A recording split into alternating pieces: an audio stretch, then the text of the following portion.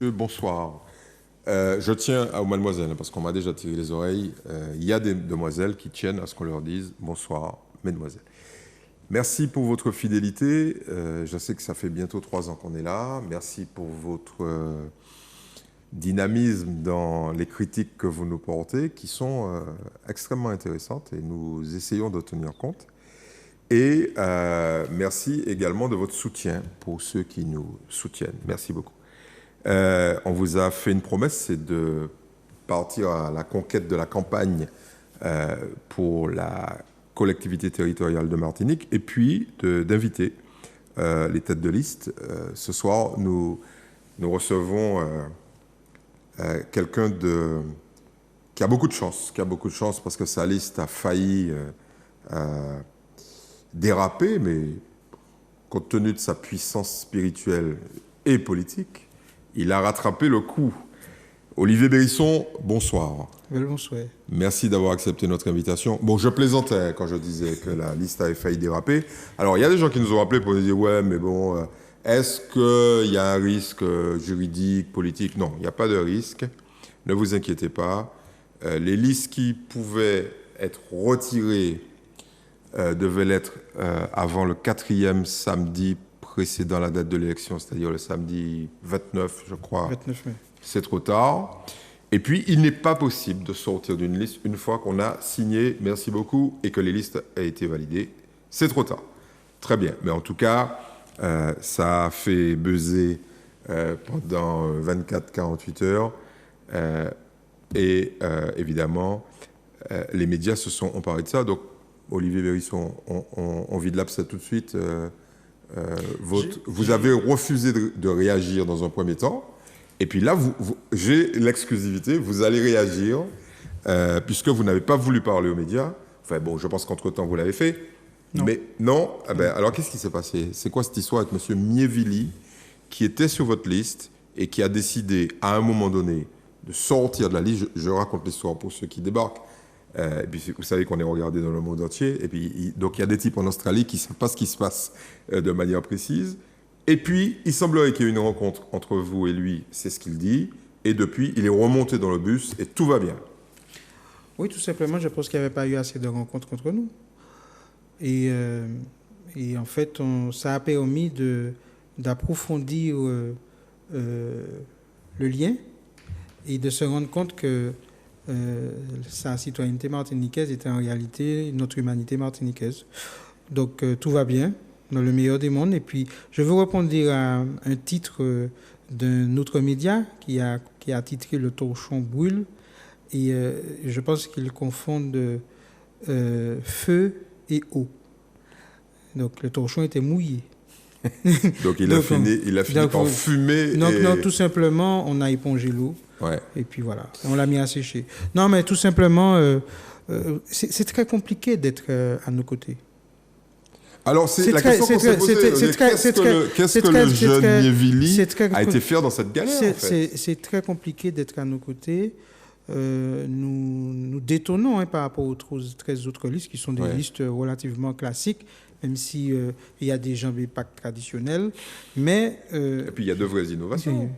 Il y a des gens comme Guy Ferdinand qui ne ressemblent pas du tout. Oui, c'est vrai. Ouais. Je l'avais oublié. Ouais. Donc, effectivement. Mais globalement, notre positionnement depuis quelques années pose des problèmes, interroge même des personnes averties comme vous, qui essayent de comprendre notre interaction entre ce qu'on appelle légitimité, humanité, et puis l'aspect républicain, etc. J'ai des questions à vous poser là-dessus. Mais vous savez que nos interrogations viennent du public. Mais en fait, ce que nous essayons de dire, c'est que l'humanité n'est pas conçue selon un règlement qui date de 1789. L'humanité existe bien avant de ça. Et ce que nous essayons de démontrer, c'est que la citoyenneté est presque un piège. Même les Gilets jaunes en ont fait les frais. Je veux dire qu'ils sont éborgnés, des mamies sont traînées. Ça veut dire qu'à partir du moment où le peuple, et l'histoire se répète, le peuple parisien notamment se soulève, les soulèvements sont récupérés. Alors une première fois, ils sont récupérés parce que ce n'est pas eux qui ont finalement fait la Constitution, etc. Donc pour moi, ils ont été exploités On a exploité leur misère pour simplement changer la monarchie en oligarchie. Et là, ça a été très aussi récupéré, les Gilets jaunes. Ce que je veux dire, c'est que l'humanité n'est pas enfermée dans une citoyenneté des droits et des devoirs conçus par une certaine élite. Et c'est ce que nous prenons dans le programme. On parle de 4 éléments. 4 éléments, terre, eau, feu et air, qui font que nous respirons, que nous parlons. Et il faut que ces 4 éléments soient en équilibre en chacun d'entre nous. Donc, quel respect nous avons pour ces éléments-là? Quelle dignité nous avons? Comment nous vivons avec et pas contre? Nous sommes farouchement opposés à l'aspect, j'allais dire, prédateur face à ces éléments, ou de vouloir même être en égo, en orgueil. Non, on veut vivre avec, on veut composer. Et donc, c'est tout. Donc maintenant, le cadre institutionnel régi à un moment T de l'humanité n'enlève rien à cet aspect, j'allais dire, originel de l'humanité. Alors, on a bien compris que, et vous l'avez dit, c'est compliqué d'être à côté de vous, parce qu'il faut vous comprendre. Alors ce soir, on va essayer de vous comprendre déjà, de vous situer, parce que à l'occasion de cette émission, il y a probablement des gens qui vont vous découvrir. Alors c'est vrai qu'on a fait un petit saut dans votre intimité sur ATV à travers vos confessions, mais moi j'ai envie d'aller un peu plus loin et de vous poser des questions concernant ce que vous êtes, ce que vous faites, ce que vous avez fait, avant qu'on aborde évidemment le cœur du sujet, qui est cette campagne pour vous emparer du pouvoir suprême. Mais tout d'abord... Pour redonner la responsabilité au peuple. Très bien. C'est pas pour nous. Oui, mais bon, c'est un synonyme. Enfin, selon vous. Selon moi. Moi, je trouve que c'est complémentaire. Mais j'ai envie de vous demander, est-ce que c'est pas bien pratique, Olivier Bérisson, d'être à la fois contre le système et dans le système? Mais le problème, c'est que vous avez une vision binaire définie depuis 1789. Droite, gauche, blanc, noir, nord, sud, riche, pauvre. Loi, hors la loi. J'ai ça aussi, hein. Ce que je veux dire, vous utilisez le système, notamment le système judiciaire. Mais non, vous portez plainte, vous avez des avocats. J'utilise le portable comme le micro que j'ai devant moi. Ouais. J'utilise les moyens, ce sont des moyens, des outils. Oui, mais vous ne tirez pas sur le portable ni sur le micro. Vous voyez ce que je veux dire? J'ai tiré sur quelqu'un? Non, tirer au sens littéraire du terme. Non, d'accord. Vous n'accusez pas le système, par exemple, le micro, vous ne le tapez pas. Par exemple, pourquoi je suis arrivé en retard? Ouais. Simplement parce qu'un monsieur à qui on a enlevé ses 800 € de retraite et qui touchait 40 € parce qu'il lui manquait un papier qui n'était pas reçu par la caisse. Donc on a fait une simple vidéo. Le lendemain, les choses se sont débloquées. Finalement, il a reçu le versement. Mais malheureusement, la société de crédit de voiture a tout sifflé d'un coup. C'est-à-dire qu'en fait, ça, ce n'est pas une question de système. C'est une question d'humanité. À quel moment la caisse de retraite reconnaît qu'elle aurait pu le recevoir depuis le mois d'août 2020, où il montait, il descendait, on ne le recevait pas, on ne lui disait pas qu'il manquait tel ou tel document. Il y avait un document qui était en France. Finalement, la caisse de retraite a réussi à l'avoir, alors que normalement, ce n'est pas possible de le recevoir par mail, il fallait le recevoir par courrier, il faut un débrouillard. Parce que, est-ce qu'ils ont eu peur qu'on vienne un peu de manière costaud défendre un monsieur qui répète mon père? C'est ça, mon humanité. Ce monsieur, j'ai agi avec lui comme si c'était mon père. Alors, j'utilise les outils qui sont là. Je l'ai vu en 2005 pour le crash. J'ai vu des gens qui ne se réunissaient pas, qui ne fonctionnaient pas ensemble, se mettre ensemble, CAF, rectorat, caisse de retraite, enfin bref, se mettre ensemble pour régler des problèmes, pour parer au plus pressé, pour répondre aux besoins des familles. Donc, quand on veut, on peut. Donc, le système cloisonné... Ouais. Qui fait que cela dit c'est moi, c'est pas moi. Et si vous n'avez pas une relation, si vous ne connaissez pas quelqu'un ou pris en ça, donc il faut que ça, c'est ça qu'on veut casser. Mais en réalité, il y a des outils qui sont en place. C'est pas les outils qui fonctionnent tout seuls. Ce sont les êtres humains qui les font fonctionner. Mais est-ce qu'il faut, de manière systématique, aller jusqu'à l'agressivité De quelle agressivité parlez-vous? Si vous parlez de ce monsieur qui est resté entre le mois de... Non, je ne parle pas de lui. Mais c'est volontaire, que je parle de lui. Parce que c'est une violence non mesurable, qui ne fait pas de bruit. Yeah. C'est-à-dire, quand vous sortez de 800 € à 40 €, oui, c'est une violence. On vous prend votre voiture, vous ne payez pas votre loyer, vous ne payez pas votre électricité, vous ne payez pas votre eau, et madame Mouka vous te lit en l'eau. Parce qu'il ne peut même croire que si vous ne pouvez pas participer, c'est parce que vous n'avez pas à croire, puisque vous êtes retraité, donc vous n'avez pas de problème l'argent normalement. Il n'aurait pas à croire. Donc, ce que je suis en train de dire, ça c'est violent, mais c'est une violence inaudible. Tout à fait. Là où le monsieur serait allé à la caisse, secouer les portes de la caisse, il aurait cassé 2 vitres, on aurait dit le monsieur est violent, on l'aurait interné peut-être, etc. Donc, on aurait dit qu'il est violent. Donc, il y a un système qui est très pervers. Ouais. C'est-à-dire, on appelle ça le triangle de Karpman. Vous créez les conditions de violence, mais vous dites à la personne victime de violence de se calmer. Vous dites à la femme violée de ne pas donner une calotte au violeur. Parce que si vous donnez une calotte, vous ne devez pas faire justice vous-même. Sauf qu'il y a un système qui ne vous protège pas contre ce viol, contre cette violence. Alors, la définition de la violence faite par ceux qui engendrent la violence... On a chacun et on aura chacun notre définition. Moi, je vous pose les questions relatives. Mais je sais où vous voulez m'emmener. Non, oui, ne me faites pas de procès d'intention. Je n'en fais pas à votre égard. Je réponds. Oui. Et on s'est préparé. Mais parce que quand je parle, je ne sais pas moi qui parle.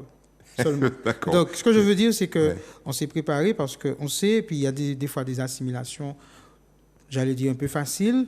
Surtout vu le look que j'ai, c'est un peu facile, il est agressif, etc. Non, pas du tout. Non. Je suis en train, deuxième sujet de satisfaction de la journée, on a été aider une dame qui avait sa maison qui était mise en danger à Case-Pilote, parce que son neveu faisait un mur et mettait la maison en danger. Une grande nouvelle aujourd'hui, Nivea et puis ma tante là, il ne veut pas aller, il veut discuter. Parce que le neveu a fait un mur qui a failli tuer son enfant, parce que le mur n'était pas aux normes, était mal construit. Donc, je suis tué là. Choqué, il s'est dit, il faut que je discute. Et puis, ma tante. Donc, il est venu montrer les photos là du nouveau mur qu'il est en train de faire. Et sa mère, qui m'avait un petit peu invectivé, est sortie de Guadeloupe pour me voir aujourd'hui. C'est ça notre humanité. Très bien. Alors, moi, je ne remets pas en cause votre humanité, Olivier Bérisson, vous le savez pertinemment. Moi, ce que j'aimerais comprendre, c'est le soutien à géométrie variable que vous apportez à des gens qui, eux, sont vraiment agressifs, en tout cas intègrent l'agressivité dans une philosophie, un mode de fonctionnement, et puis cette spiritualité, cette espèce de prise de recul, ce regard pacifié que vous avez en même temps.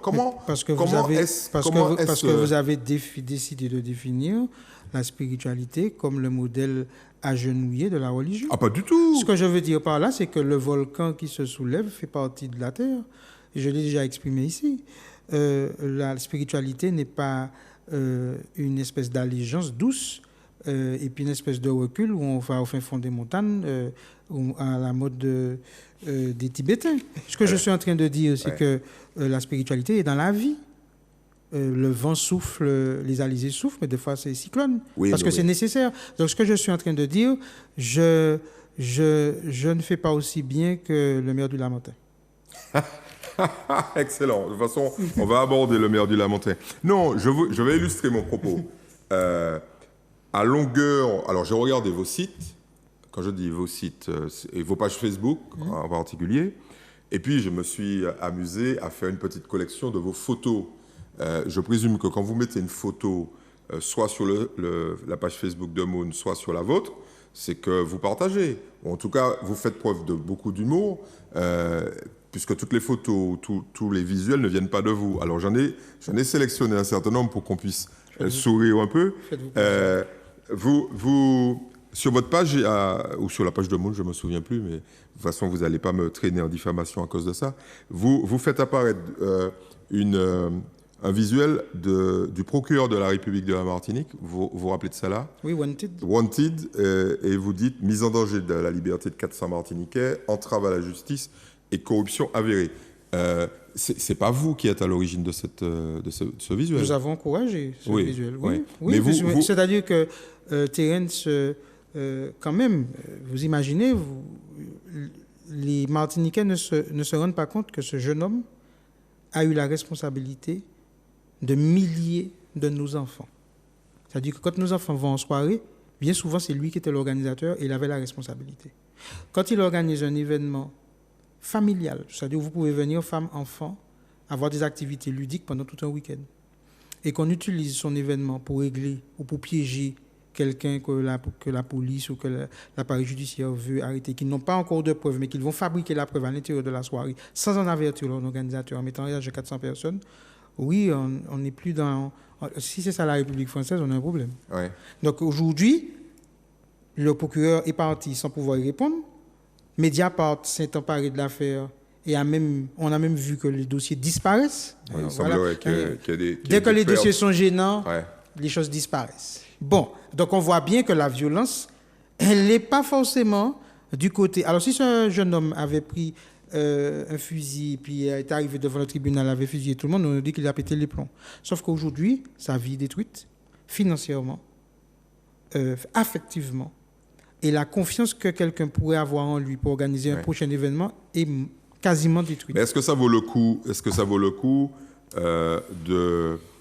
de prendre des risques en accusant le procureur de la République? Est-ce que ça vaut le coup de prendre des risques et de mettre en danger 400 personnes? Laissez-moi finir ma question. Non, mais je pense à lui et je pense à vous d'accuser le procureur de la République de corruption avérée. Mais la corruption est avérée. Ouais. Monsieur le procureur a envoyé des mails à son homologue de Guadeloupe. Il n'a pas le droit de faire ça, selon ses propres règles. On a le mail. On l'a, le mail. C'est qu'on ne parle pas, ce n'est pas des allégations. Ouais. On a les documents. Mais est-ce que vous allez porter plainte ou est-ce que Terence va porter plainte? C'est fait. Ouais. Contre le procureur. Non seulement c'est fait, mais des personnes qui étaient dans la soirée sont venues s'adjoindre à la plainte de Terence Rival. Et je salue son courage. C'est pas, parce qu'en fait, ce que vous appelez risque, c'est que justement, papa, nous, nous a dit, nous, bon, laisse tomber. C'est le procureur quand même. Attention, demain matin, on va t'en tenir rigueur, dis rien. Mais finalement, est-ce qu'on aurait su? Est-ce qu'on saurait que de tels agissements puissent avoir lieu? Donc, il faut qu'il y ait des gens qui aient du courage et il faut qu'ils soient encadrés, encouragés. Je vais même aller plus loin. Normalement, c'est les élus qui auraient dû se porter partie civile. Moi, j'aurais été maire du Vauclin, je me porte partie civile. Parce que quand on dit que les jeunes partent, quand on dit que les jeunes, 5000 jeunes partent et qu'un jeune arrive à investir, s'investit dans le pays pour organiser des activités, on doit absolument tout faire pour l'encourager et être à ses côtés. Très bien. Alors, on fait le tour des photos. J'en ai une très bonne du professeur Raoul. C'est un pote à vous, Raoul, parce que il dit, j'ai dit que le vaccin relevait de la science-fiction et il y a tout un speech un peu complotiste, hein, de manière, à mon avis, assez évidente. Mais vous le mettez dans votre galerie et j'ai l'impression que vous partagez un certain nombre de choses avec ce monsieur. C'est amusant parce que automatiquement vous vous orientez et vous dites complotiste à votre avis. Alors je laisse. Oui, non, c'est une opinion personnelle, bien évidemment. Parce que des gens qui enlèvent du Plaquenil en janvier 2020, des gens qui ont fait des simulations, on le trouve sur un TDX. C'est-à-dire, s'il y a un virus, qu'est-ce qu'on fait? Les gens ont fait une simulation de ce virus. Des gens qui sont informaticiens et qui se révèlent être des machines à pompe Afrique de l'OMS pour que le monde entier soit vacciné. Je félicite les 84% des Martiniquais qui ne se sont pas fait vacciner jusqu'alors et je les invite à voter pour nous puisque c'est nous qui les défendons. Donc, ce serait pas mal, hein? Parce qu'il y a eu le premier tour. Ouais. Mais ce que je veux dire par là, c'est que non, monsieur, on ne peut pas avoir quelqu'un, un virologue de cette renommée, et puis le traiter de charlatan. Donc, ce que je suis en train de dire, il dit très clairement que pour créer un vaccin, ça prend du temps. Que là, on a plutôt quelque chose qui relève de la manipulation de l'ARN, etc., plus que de la virologie pure. D'ailleurs, il dit que le vaccin chinois serait peut-être le plus approprié. Et puis, nos amis cubains font un travail extraordinaire avec la biotechnologie. Et je veux rajouter que le docteur Joseph est devenu un charlatan subitement. Mais Sur votre antenne, je veux Ouais. parler de notre ami commun, enfin notre connaissance commune, Monsieur Branchy. Je veux lui poser une question. il n'est pas là. Vous savez qu'il n'est pas là pour vous répondre. Donc vous serez obligé de lui donner un droit de réponse. Mais j'ai observé qu'en fin de vie, enfin dans le crépuscule, il a pris un vaccin capitaliste pour un communiste. Oui, ça c'est une façon de... C'est assez particulier. Oui, mais bon, vous êtes pas mal en paradoxe. D'ailleurs, les Cubains en question dont vous vantez l'efficacité, eux aussi, ils ont fait un vaccin en très peu de temps. Sauf Oui. que comme ils sont déjà en avance, et tout le monde le reconnaît, sur ce qu'on appelle la biotechnologie, on sait très bien que, et le docteur Joseph le montre bien avec le Virapic, Ouais. à partir du moment qu'on coupe les cellules du virus, c'est-à-dire qu'on a trouvé le lien pour couper, le virus est inopérant. Et je veux vous remercier. Je veux vous dire comme ça, parce que vous avez fait preuve de courage lors d'une émission, parce qu'il faut être courageux vu votre position. Vous l'avez arrangé pour ne pas que l'émission porte préjudice à Zouk TV, donc vous avez arrangé le propos, ça c'est mon point de vue, mais vous avez osé dire que vous avez été soigné, qu'il y a un protocole de soins, et je vous en remercie, parce que ça a ouvert les yeux à beaucoup de personnes, ça permet à beaucoup de personnes de se dire, tiens, on n'avait pas besoin de tout ce truc, il suffit de soigner les gens dès qu'on voit les 1er septembre, au lieu de dire aux gens de prendre du paracétamol et puis de rentrer chez eux en attendant les septembre. Sur ça, on est à peu près d'accord. Mais laissez-moi vous poser des questions. Voilà.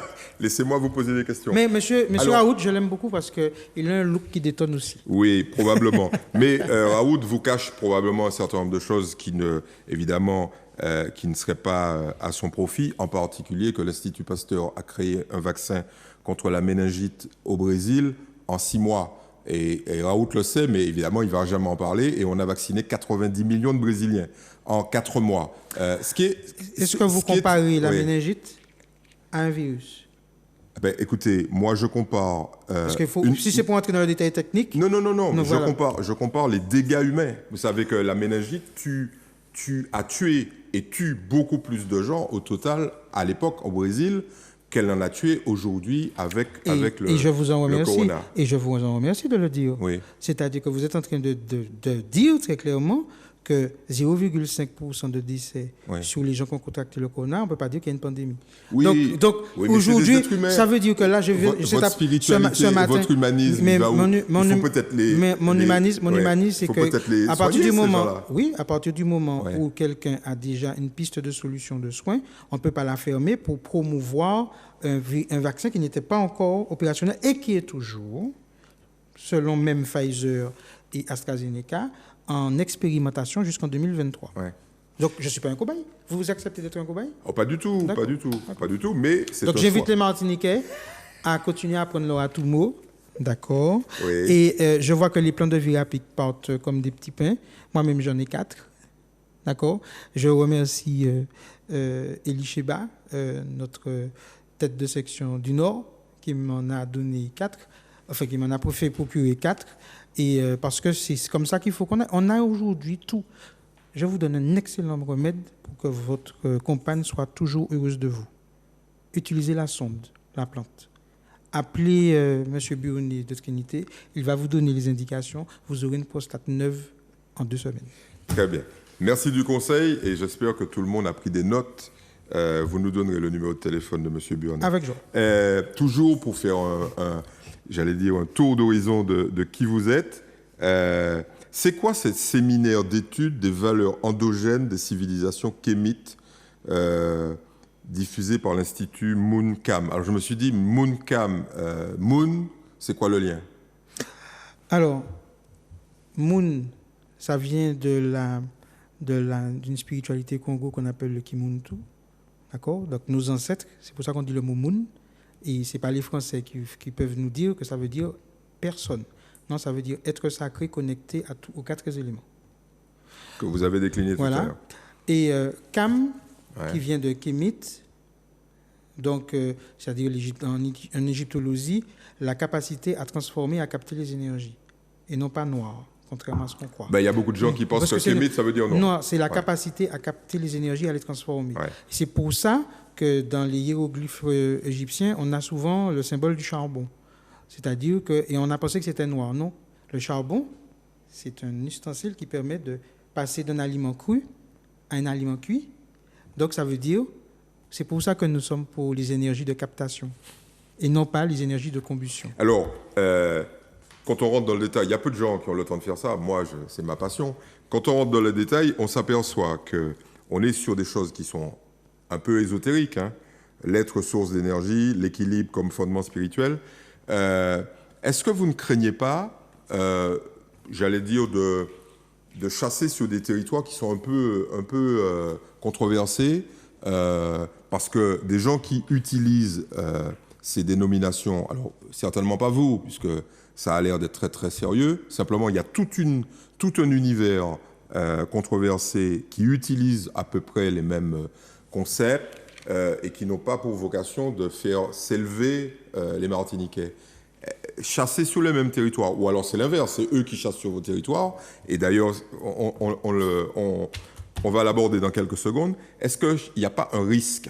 Tout ce que je sais, c'est que j'ai entendu M. Eddy Marajou dire, une certaine fois, donner la description idéale du candidat de la CTM. Et lorsqu'il a dit ça sur le plateau de Zouk TV, il a dit qu'il faudrait que ce candidat soit spirituel. Donc, entre autres. Il n'y avait pas que ça. Mais je me permets de retenir ce qui m'intéresse. Mais, je vois que vous êtes très attentif. C'est-à-dire que ce n'est pas vous seulement qui faites des recherches. Moi aussi, j'ai préparé l'émission. Vous avez certainement des choses sur nous, alors. Donc, ce que je veux dire, c'est que il est normal que lorsqu'on a un discours novateur, qu'on essaie de le discréditer et qu'on essaie de le mélanger à toute espèce de choses. Moi, quand j'ai vu le dernier flyer de Letchimi sur la jeunesse, en bas, c'était marqué « Un jeune est une lumière ». Et tout le groupe de travail de AKM s'est dit « Waouh ». Des fois, on hésite à approfondir et à parler de ce qu'on pense en spiritualité, puis eux, ils ne se gênent pas. Parce que quand ils voient que c'est porteur, allez, on ajoute un petit coup. Mais peut-être que c'est sincère. Donc, mais je n'ai pas dit le contraire. Ouais. Donc, ce que je veux dire, c'est qu'on est content d'être un initiateur et de permettre aussi à d'autres d'élargir leur champ de pensée. Le risque, il y en a toujours. Ouais. Il y a des gens qui font du capitalisme et de l'argent une religion et qui ne savent pas en sortir. Il y a toujours de l'extrême possible en tout. Mais est-ce qu'il n'y a pas un risque de dérive? Mais je pose la question. Ouais. Est-ce qu'aujourd'hui, lorsqu'on a vu le monde du capital arriver, à aucun moment on a pensé qu'on serait arrivé là où nous sommes aujourd'hui, où en fait l'être humain n'existe plus. Ce qui compte, c'est la rentabilité. Vous êtes un numéro de sécurité sociale, vous n'existez plus. Donc aujourd'hui, et tellement que maintenant on veut mettre une puce, votre humanité n'existe pas. C'est l'intelligence artificielle qui est en train de prendre le pas sur l'intelligence réelle. Donc, est-ce qu'on aurait pensé ça il y a 50 ans? Je ne sais pas ce qui va se passer dans 20 ans. Tout ce que nous on sait, c'est qu'on considère qu'un être est sacré et que nous devons aménager le territoire en tant que tel. Donc maintenant, si d'autres en font autre chose, qui puis-je? Très bien. Alors, effectivement, alors, un certain nombre de gens à qui j'ai passé un petit coup de fil pour savoir ce qu'ils en pensaient, tout ça, ils disent il y a peut-être un risque, pas venant de vous, mais d'interprétation sectaire. Qu'est-ce que vous en pensez? Le risque de dérive sectaire? Moi, je trouve que nous sommes déjà dans le sectarisme. Pas vous, mais je vous dis que la société est déjà dans le sectarisme. La société est déjà dans le sectarisme. Donc, il y a des choses qui semblent inéluctables, qu'on ne peut pas changer. C'est déjà sanctuarisé et sectarisé. Je veux dire que les gens n'imaginent pas qu'on va... Il y a des gens qui disent, on ne va pas voter, même si le discours innovateur, il est intéressant. Qui s'en qui fait là? Qui s'en qui peut changer là? Ben là, c'est Conseil Isaïe. Par exemple, il y en a qui disent, nous sommes poisonnés. Les multinationales ont déjà pris le pas. Nous sommes déjà sous ordre de certaines personnes. Donc, qu'est-ce que vous allez pouvoir changer? Ce que je veux dire par là, c'est que le système actuel a beau jeu de vous faire poser ces questions-là. Donc, vous êtes en train de me dire que je suis aux ordres, en fait. Hein? En tout cas, j'entends les mêmes questions, les mêmes interrogations que l'on voit de certaines personnes, donc ce n'est pas étonnant. Alors, est-ce que c'est par peur ou est-ce que c'est pour approfondir? Je ne sais pas. Je vais tenter de répondre clairement à la question. nous ne voulons pas répéter aucune religion. C'est-à-dire à partir du moment qu'on répète un rituel économique, ésotérique, social, on devient une religion. Ça veut dire qu'on n'est plus en création. On devient papécal qu'on répète à la marge. On va mettre plus ou moins un peu de sel, ou du sucre, ou du poivre. Mais en fait, on fait les mêmes recettes. Donc nous disons que chaque être humain est déjà une recette et qu'il faut créer le cadre permettant justement à cette créativité de s'exprimer. Donc ma connexion à l'eau ne sera pas votre connexion, la connexion de l'autre. On n'est pas dans quelque chose où on essaye de dire c'est comme ça qu'il faut faire, c'est comme ça qu'il faut être. Par contre, nous savons qu'il y a des gens qui auront une sensibilité. C'est ce qui fait que chaque personne a des dons différents. Et nous sommes justement dans le respect de ces dons-là. Et c'est ce qu'on appelle la souveraineté. La souveraineté d'un territoire, c'est-à-dire que la manière de vivre d'un territoire ne peut pas être calquée à un autre. Donc, d'une personne, et c'est pareil. Et c'est ça que nous venons construire, non pas faire contre, mais faire pour cette souveraineté. Et c'est pour ça que des fois, je ne me situe pas par rapport à dire on est contre. Parce qu'en fait, on vient affirmer une humanité. Parce que, vous savez, le système est très fort. Ceux qui font contre sont toujours minoritaires. La majorité des gens veulent faire pour quelque chose. D'accord? Donc, à un moment ponctuel, on peut se retrouver à faire contre parce qu'il faut sauver. Parce mais en réalité, nous venons faire pour. Et c'est pour ça que nous investissons le champ politique. C'est parce que nous voulons affirmer un modèle de société différent. Alors, on va en parler. Alors, je ne vais pas passer toute la galerie, mais je vais garder peut-être le meilleur pour la fin. Petite précision, si je vous dis Nkoudou Kwaku, oui. Originellement, oui. Vous me dites quoi? Je dis que j'ai cherché à savoir quel serait mon nom sans l'esclavage. Ça veut dire... Exercice intellectuel risqué. Hein? Mais en tout cas intéressant. Ouais. Intéressant parce que ça veut dire que s'il n'y avait pas eu ce positionnement de donner des noms, et on sait comment les noms étaient donnés. Oui. Bon. Alors rappelons quand même que de temps en temps, ils ouvraient un dictionnaire et ils donnaient les noms, mais de temps en temps, ils prenaient noms propres. Mais de temps en temps, c'était l'animal qui était tout près. Ouais. Donc, ce que je veux dire, c'est que nous, on a cherché, j'ai cherché, et puis j'ai cherché quelque chose qui me correspond, et qui correspond à ce que je ressens, et qui me, dans la mission que je sens qui est la mienne sur Terre. Très Donc, bien. c'est gardien du temple. Je ne sais pas si vous avez fait les recherches. Attendez, vous savez, j'ai passé des heures sur votre cas et c'est très intéressant. Nkoudou Kwaku. Ndougou. Ndougou. Oui. Ndougou, excusez-moi.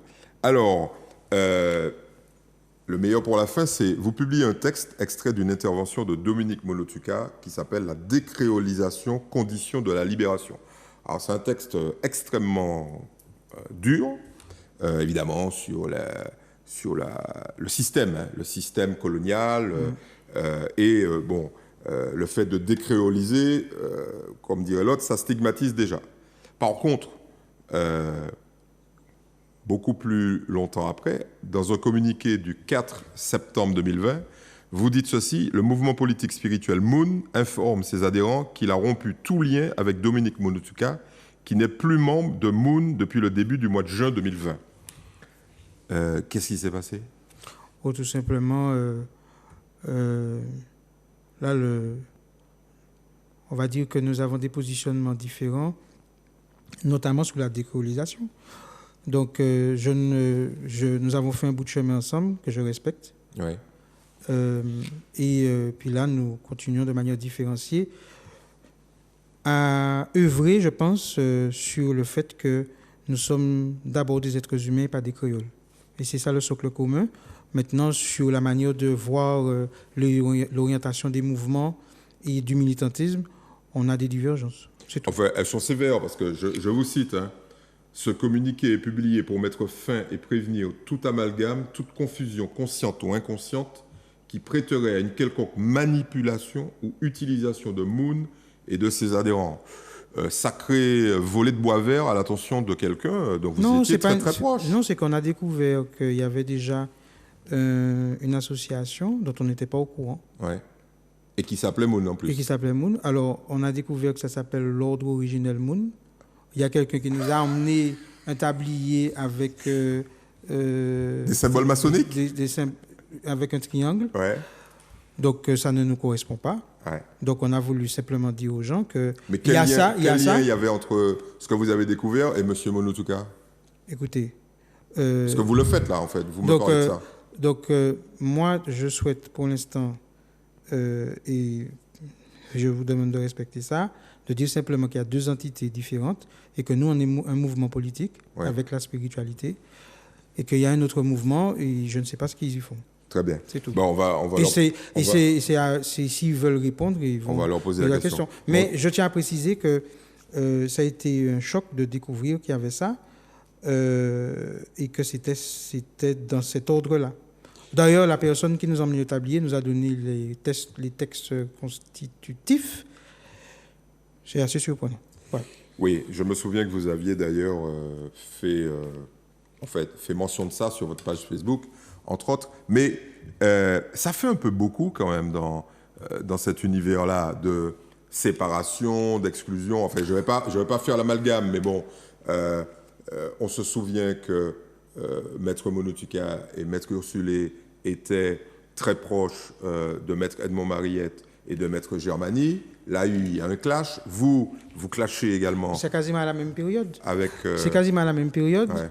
Et c'est-à-dire que, nous, on n'a pas compris comment Maître Ursulé est arrivé dans cette affaire. Jusqu'à maintenant, on ne comprend pas. Mais il y a eu un clash aussi au niveau des militants. Ouais. Mais on peut appeler ça clash, mais pour moi, c'est un éclaircissement. Vous savez, il faut un coup de tonnerre pour voir l'avenir plus clair. Mais je vais vous embêter. Embêtez-moi. C'est arrivé, il me semble, que l'émission soit suspendue parce que nous avons su aussi qu'il y a eu des fois des petits problèmes au niveau de Zouk TV. Pourtant, vous êtes là. Oui. Donc, ça arrive partout. Oui.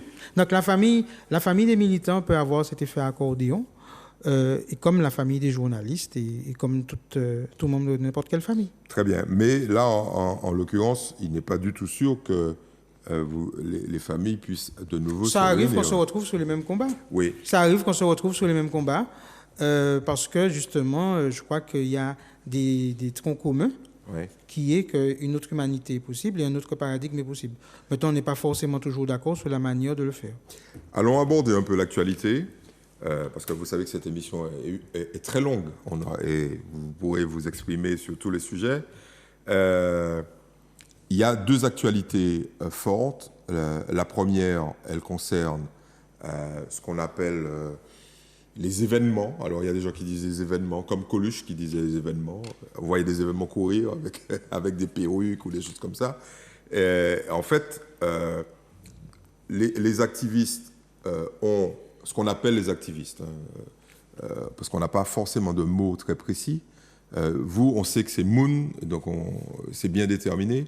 Sont intervenus à nouveau le 22 mai sur des événements au François notamment. Alors il y a deux faits qui nous intéressent, sur lesquels on souhaite vous entendre. Le premier, c'est les menaces qui ont été proférées à l'encontre de journalistes. Donc on aimerait vous entendre là-dessus, parce que ce n'est pas la première fois que ça arrive. Et puis, le deuxième élément, c'est les tentatives avortées, semble-t-il, mais bon, on n'en sait pas plus, d'intrusion sur un quartier, qui est celui où réside une partie importante de la communauté béké, Capest. J'aimerais vous entendre là-dessus. Alors, d'abord, les journalistes.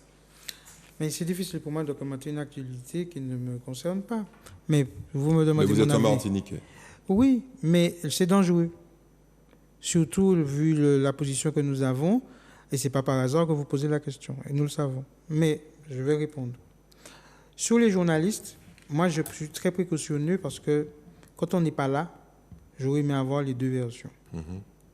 Pourquoi ? Parce que je peux vous dire que je reviens d'une interview de Martinique Première, chaîne sur laquelle j'ai fait le 25 octobre une déclaration de candidature et je ne sais pas comment on dit, le chef de...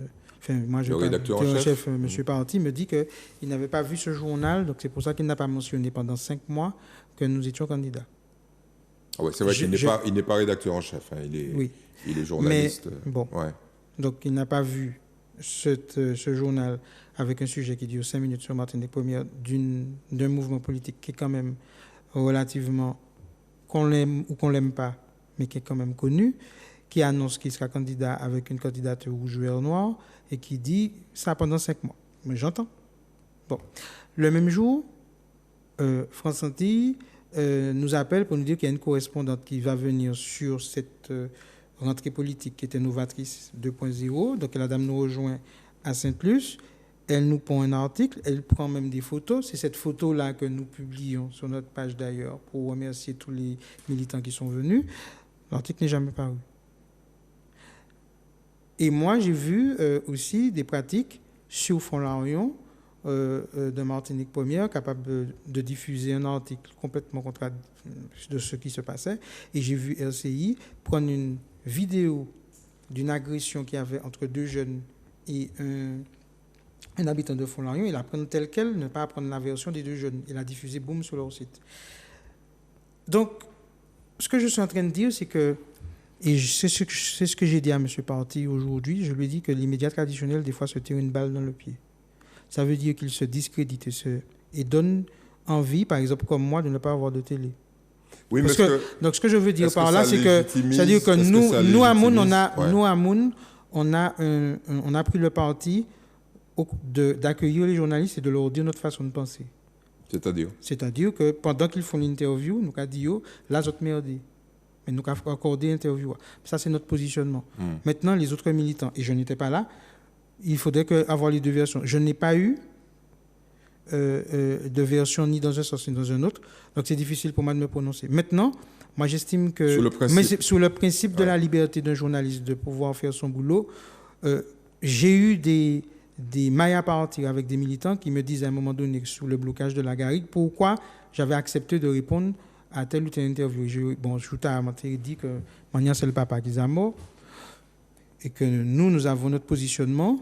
C'est qu'on est dans un système et c'est à nous d'utiliser le système pour faire passer notre message. Il y en a qui préfèrent se taire et parce qu'ils estiment que les journalistes prennent fait et cause dans un certain système. Alors moi, je leur réponds, mais écoutez, Martinique Première, c'est l'État français, ATV, il y a une régie publicitaire, donc regardez qui paye, donc il y aura des orientations, France Antilles, etc. Maintenant, s'ils viennent, c'est à nous de rétablir les faits chaque fois, et puis de faire voir justement au peuple martiniquais que là c'est orienté, là c'est pas orienté, et puis au bout d'un moment les choses vont faire leur chemin. Nous prenons parti de dire ce que l'on pense. Ouais. Il y en a d'autres qui préfèrent faire autre chose. Maintenant, pour qu'il y ait un tel échange, s'ils ont demandé à ce que les choses ne soient pas filmées, c'est leur droit aussi, parce que ce n'était pas forcément une manifestation qui était déclarée publiquement, d'après ce que je comprends. Je parle de la partie Capest, je ne parle pas de la partie Haché Clément, où il y avait des choses bien définies, etc. Donc, si ce sont des personnes qui, de manière privée, vont faire quelque chose et qu'elles demandent à ne pas être filmées, il faut savoir respecter ça aussi. Parce que si ce n'est pas une manifestation publique, la personne fait sa manifestation, elle a le droit de dire qu'elle ne veut pas être filmée. Oui, ça c'est le droit à l'image. Donc, il faut voir dans quelles conditions les choses se sont passées. Ouais. Mais maintenant, je répète que nous, à Moun et à AKM, nous avons un positionnement qui est, au contraire, nous, on laisse les journalistes filmer. Maintenant, on va regarder comment le montage, comment les choses sont faites et on va réagir. Oui. D'ailleurs, aujourd'hui, je trouve que les journalistes, envers nous en tout cas, prennent un petit peu plus de précautions, puisqu'ils savent que derrière, on va faire la capture d'écran, on va machin, et on va faire un démenti, et on va partager, etc., etc. Par exemple, France Antilles a laissé sortir un article de Poil à gratter de Pancho me concernant, où Pancho dit que je suis contre le retour des jeunes, parce que les jeunes qui vont retourner vont me déchouquer.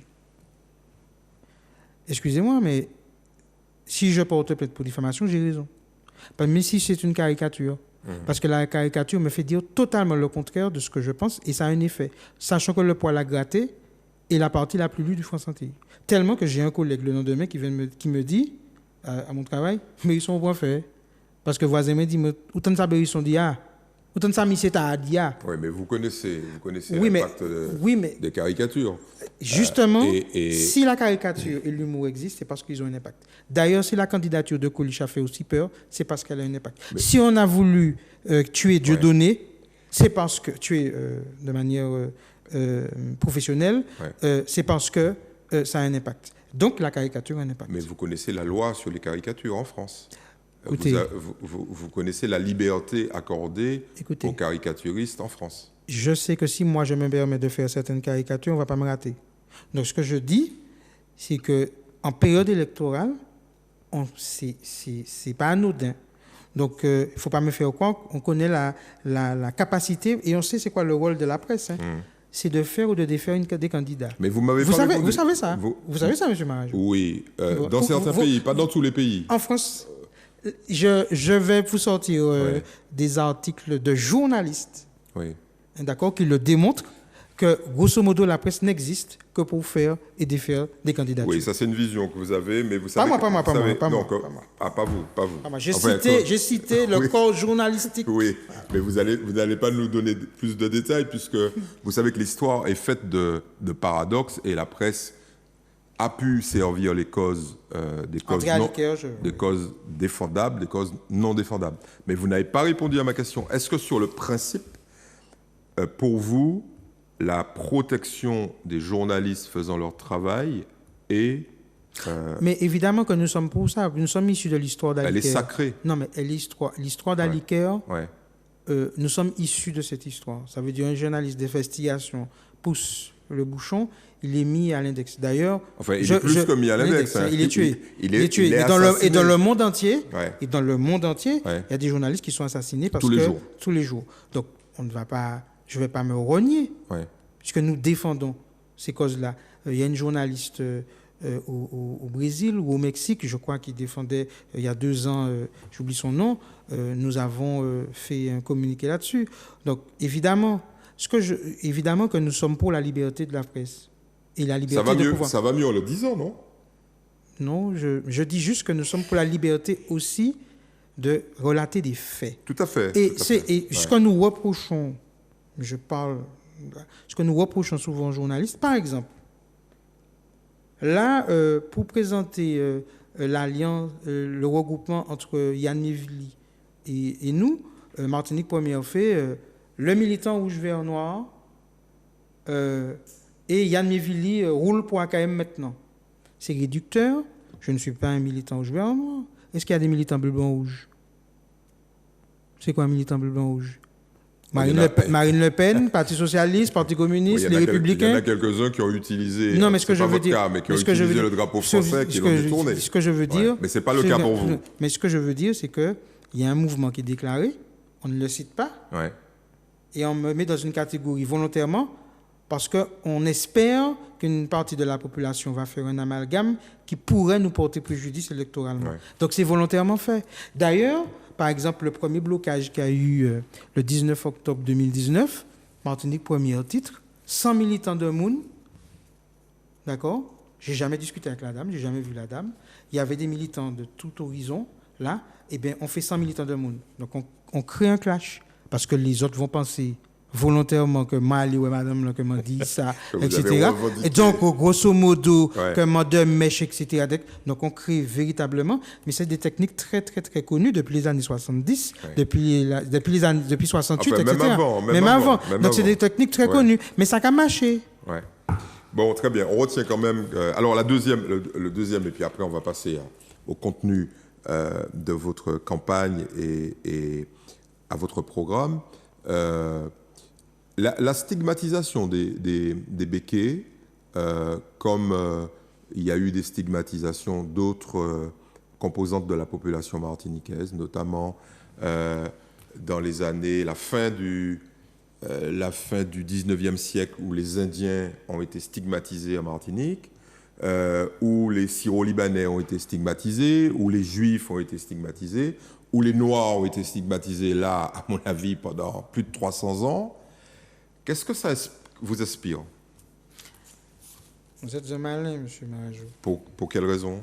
Mais parce que vous jouez à l'innocent dans la question. Ce que j'attends, c'est plutôt votre réponse. Oui, mais je vais faire comme du Georges Marchais et Henri Kazuki. Je vais faire ma réponse. Alors, ce que Nous je veux l'attendons dire... avec impatience. J'étais à la bonne école, vous Oui, voyez. oui, oui. Même si j'ai Vous 47 ans. Même si j'ai vous 47 avez ans. une culture télévisuelle et politique excellente. Je vous félicite. Ben, j'ai la chance d'avoir eu des parents qui s'intéressaient à la politique et j'ai été engagé très jeune avec bien. eux. Et Enfin, donc, c'est je pas- regardais c'est- une émission qui s'appelait L'heure de vérité, il me semble. Tout à fait. Donc, voilà, si vous, ma savez que mémoire... vous savez que ce n'est pas le cas de tout le monde hein, dans cette société. Mais on a la chance d'avoir des gens comme vous. Quand vous êtes prédestiné à quelque chose, il y a des choses qui vous intéressent, vous ne savez pas pourquoi quand vous êtes enfant. Ouais, et puis mais finalement... n'oubliez pas, Monsieur Bérisson, que vous avez été DJ.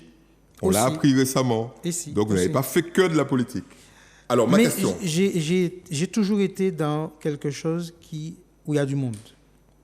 C'est une joie profonde, c'est un pied de mettre de la joie, d'organiser et de créer quelque chose où on peut mettre des gens en joie, tout simplement. Donc en fait, si je vous mets tout seul sur l'île du loup-garou Robert, vous allez déprimer vite fait. Hein. Je vais prendre mon pied quelques jours, mais j'ai besoin de monde. Non, On j'avoue. va venir vous voir de J'ai temps en besoin, temps. j'ai On va besoin. venir vous voir. Non, mais j'aime le monde. Alors, J'aime ma la vie. question. Maintenant, pour répondre à la question, moi, je pense que c'est eux qui se stigmatisent et qui devraient sortir de leur apartheid.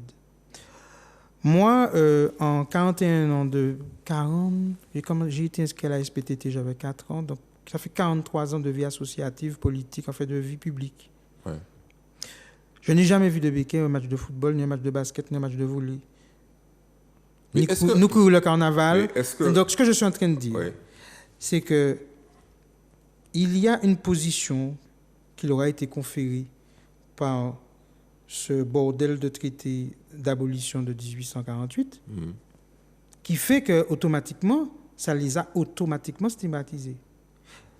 Parce que s'ils voulaient ne pas être stigmatisés, ils auraient pratiqué ce qu'ils entendent à la messe le dimanche après-midi au François, c'est-à-dire la parabole de Zachée. Vous connaissez la parabole de Zachée? Allez-y, je vous écoute. Voici un percepteur d'impôts qui arnaquait et qui volait tout le monde. Et la lumière passe, où le Christ passe. D'accord? Et il a envie de suivre la lumière. Parce que je crois qu'il y a parmi eux des gens qui ont envie de suivre la lumière. Ouais. Mais pour suivre la lumière, qu'est-ce qu'on lui dit? On lui dit, descends de ton piédestal, parce qu'il était monté en pied-bois pour bien être en hauteur. On lui dit, descends de ton piédestal, et puis remets tout ce que tu as voulu. Et à ce moment-là, tu pourras suivre la lumière. J'ai cité ce texte lors d'une présentation à l'église, à la salle paroissiale de Bellevue. C'était dans le cadre, comment ils appellent ça? Pas la rédemption, mais enfin, il y a un nom pour dire qu'il faut demander, il faut pardonner, etc. J'oublie. Ouais. Voilà. Et l'évêque de l'époque était là. Et quand j'ai cité ça, il a prétexté une réunion, il est parti. Pourquoi? Parce qu'ils avaient fait toute une pièce de théâtre, une maman qui a perdu son enfant dans un accident de voiture, et puis il faut pardonner au conducteur. Donc ils ont fait le parallèle entre l'esclavage et l'accident de voiture. D'ailleurs, c'était un docteur en psychologie qui avait monté cette pièce de théâtre. Et quand j'ai pris ce texte, je crois que la réunion s'est quasiment terminée. Donc ce que je veux dire par là, c'est qu'il faut à un moment donné acter un certain nombre de choses pour que la société puisse revenir à la paix. Vous ne pouvez pas demander aux gens qui ont été victimes de quelque chose et de leurs descendants, d'un moment donné, ça va toujours remonter parce que les choses ne sont pas réglées. Donc il faut il faut déstigmatiser les choses. Ce qui a été acquis par le crime doit être remis à la société. D'ailleurs, je vous annonce un scoop. Je suis convoqué jeudi prochain à la gendarmerie,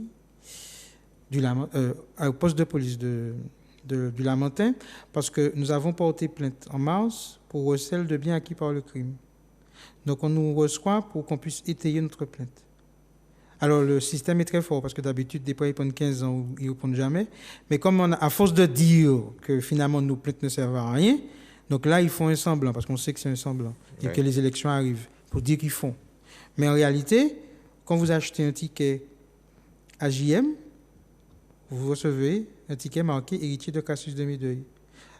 Ce lieu a été créé en 1845, 3 ans avant l'abolition de l'esclavage. Il continue à vivre exactement sur le même modèle. les mêmes choses. Donc, ce que je suis en train de dire, c'est que vous ne pouvez pas sortir de la stigmatisation si vous-même ne sortez pas de votre propre stigmatisation. Donc, ce que je suis en train de dire là, c'est le coach qui parle. Il faut régler vos problèmes, d'accord? Il faut réintégrer votre humanité en déposant un certain nombre de choses sur la table. Vous ne pouvez pas demander... Quel acte vous attendez de manière très concrète? Mais écoutez, par exemple, vous avez les ouvriers agricoles qui sont organisés là en collectif. C'est quand même assez... Je vous dis, il n'y a même pas de mots. Quand vous voyez les conditions de vie, quand vous voyez dans quels états certains finissent, quand vous voyez que pour aller se soigner, ce sont les propres militants, des personnes qui doivent cotiser. Où est le fond? Où est le fond? Vous demandez pardon, vous reconnaissez qu'il y a eu un empoisonnement, mais vous ne mettez rien en place. On n'a pas besoin d'un plan d'école 1, 2, 3, 4. Hein. Si vraiment on est dans la déstigmatisation, rentrez vraiment dans le truc, ce n'est pas parce que vous allez donner des centaines de masques dans le Covid-19 qui sont défiscalisés d'ailleurs, que vous allez boucher la vue et puis les yeux des gens. Donc ça marche 2 jours, 3 jours. Les packs d'eau à Saint-Vincent aussi, ça marche 2 jours, 3 jours. Mais dans la réalité, vous ne le faites pas. Ça veut dire qu'en réalité, il y a des gens aujourd'hui qui ont travaillé pour vous permettre, encore une fois, de vous enrichir et se retrouvent dans des conditions indécentes. Il n'y a rien qui est mis en place. D'accord? Donc ça, c'est un premier point. Deuxième point, vous avez aujourd'hui une réforme agraire qui devrait être faite. Vous ne pouvez pas bénéficier d'un décret qui ne bénéficie en rien à ceux qui se sont soulevés. Alors, pour les gens qui nous écoutent, la réforme agraire, donnez-nous quelques explications.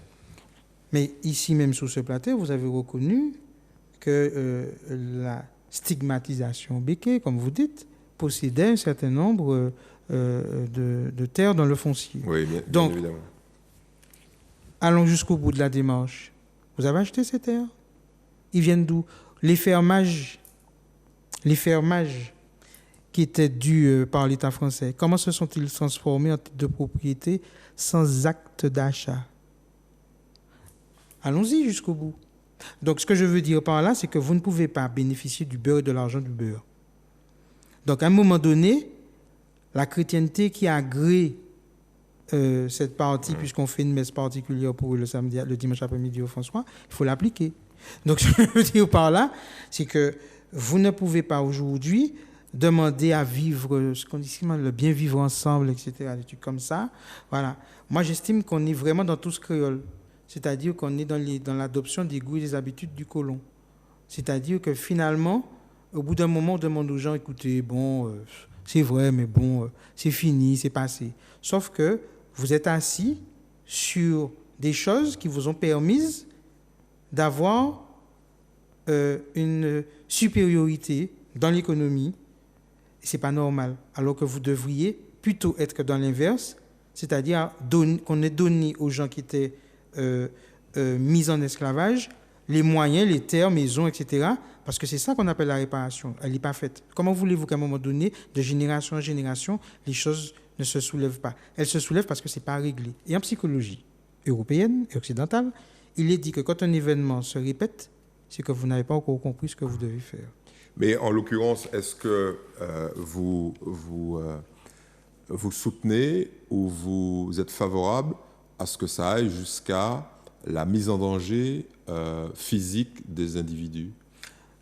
Monsieur Mahajou, est-ce que je suis pour qu'on aille jusqu'à la mise en danger physique de nos mamies, papis, frères, sœurs qui sont couchés sur un hôpital avec des cancers parce qu'on a forcé les gens à mettre du Q-Lone? Monsieur Mahajou, vous avez lu la convention collective des travailleurs agricoles? Vous savez que je suis très proche de ces gens-là. Non, mais est-ce que vous connaissez la convention collective? Vous savez que je les ai reçus ici. Mais attendez. Oui. Est-ce que vous savez ce qui est écrit dessus? Oui. La dernière révision date de 2006. C'est écrit mettre du Q-Lone. 2006. Il y a un problème, M. Mahajou. Quand vous dites mettez la vie des gens en danger, jusqu'à aujourd'hui, Mettre de glyphosate et de l'adulox, c'est mettre les gens en danger. Donc, encore une fois, hein, casser une vitre, ça fait du bruit. Casser un téléphone, ça fait du bruit. Mettre des gens dans un cancer sous un lit d'hôpital, ça ne fait pas de bruit. Et on ne voit pas qu'on a mis les gens en danger. Pire, le peuple a accepté. Il s'est résigné. Le cancer est devenu normal. Il n'y a que le collectif des ouvriers agricoles qui ose dire que ce n'est pas normal. Oui, mais bon, vous passez sous silence les actions de toute une partie des associations qui ont mené un combat et qui continuent à mener un combat. Pourquoi vous dites que je passe? Mais vous dites il n'y a que les ouvriers agricoles. J'ai dit que parmi les... Non, mais parmi... Non, c'est-à-dire les victimes les plus directes. Oui. Les plus directement touchées, ce n'est pas elles qui sont forcément, dont on parle le plus. Bien évidemment. Donc, ce que je suis en train de dire, dernièrement, on a lancé un appel pour des chaises roulantes. Oui. Je n'ai pas vu de béquet dire je mets à disposition 10, 20 chaises roulantes. Je n'ai pas vu ça. C'est nous qui avons mis les chaises roulantes, c'est-à-dire les militants, monsieur tout le monde. Donc, on parle de stigmatisation. Je répète. Où est le fonds de garantie qu'ils ont mis en place pour permettre aux gens qui ont 300 € de retraite de pouvoir se soigner, M. Marajou? Quelle humanité est-ce? Vous savez qu'un béquet se sent menacé parce que quelques individus bougent un peu? On n'est pas en Corse. Parce qu'en Corse, il se sentirait comment? On n'est pas au Pays Basque, il se sentirait comment? Et d'autres régions du monde. En réalité, il y a des gens qui essaient de faire bouger les choses pour qu'à un moment donné, ils se disent « Et maman, là, nous merder. » Bon, nous allons reconnaître là, puis nous allons mettre en fond, nous allons mettre en bagarre en place pour nous engager. Mais ce n'est pas ce qui se passe. Ils passent leur temps à dire « Ah, on ne les aime pas parce qu'on est riche, ou bien on ne les aime pas parce qu'on est béqué, ou bien on est etc. etc. » Mais ce n'est pas sérieux. C'est pas sérieux. Vous allez faire un centre commercial dans une mangrove, vous tuez mon garde-manger. Je suis du Saint-Esprit.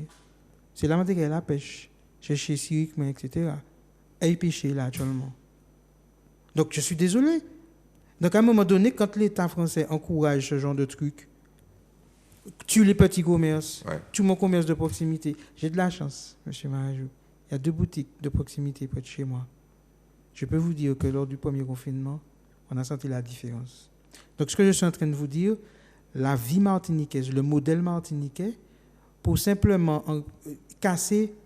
Alors, on continue à casser ce modèle pour simplement être dans l'imitation de ce qui se fait ailleurs, et cette imitation ne profite qu'à une seule partie. Vous avez quel type de voiture, M. Marajou?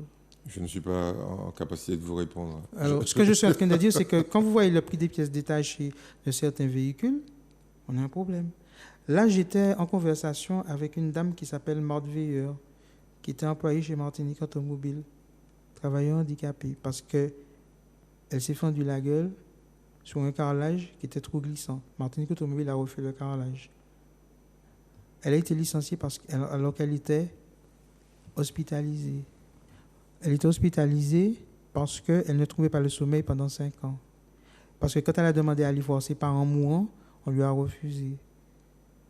Derrière, là, je vous dis, quand elle a essayé un jour, elle ne s'est pas sentie bien. Elle a demandé à ce qu'on appelle les pompiers pour elle, on leur a refusé. C'est elle qui a appelé les pompiers. On a les appels, on a le rapport des pompiers. Vous me dites quoi, là, en termes de souffrance, en termes de stigmatisation? Je ne sais pas. Ça veut dire qu'on a l'impression que quand 2-3 personnes se soulèvent pendant 2-3 mois, 1 an, 2 ans, ça lave 41 ans, 100 ans de pratique où, en fait, le modèle des habitations s'est répandu dans certaines entreprises. Et comme les gens n'osent pas parler parce qu'ils ont peur, donc quand ils osent, on dit « Oh là là, ils prennent des risques, oh là là là ». Donc je salue le courage de cette dame-là. Et depuis qu'elle a pu oser parler, s'exprimer, elle dort. Elle a même pu rencontrer un compagnon. Grâce à vous, ça va mieux, quoi. Ce que je veux dire, c'est qu'on lui a donné un espace de parole, elle s'est sentie écoutée. D'accord. Donc ce que je veux dire, il ne suffit pas de dire « j'ai fait une fondation, je donne de l'eau, je donne des masques », mais dans la réalité comportementale avec les gens, est-ce qu'on est sorti de l'habitation? Ce mot-là ne devrait même pas exister. Très bien. Alors, on va changer d'objectif. On va parler de la campagne. Pourquoi vous vous lancez en politique de manière active vers on va dire, cette espèce d'embrouillamini de la CTM? On comprend parfaitement que vous puissiez, et c'est logique, compte tenu de votre discours, vous intéresser à votre ville, qui est le Saint-Esprit, et être au conseil municipal. Mais la CTM, pour quelle raison?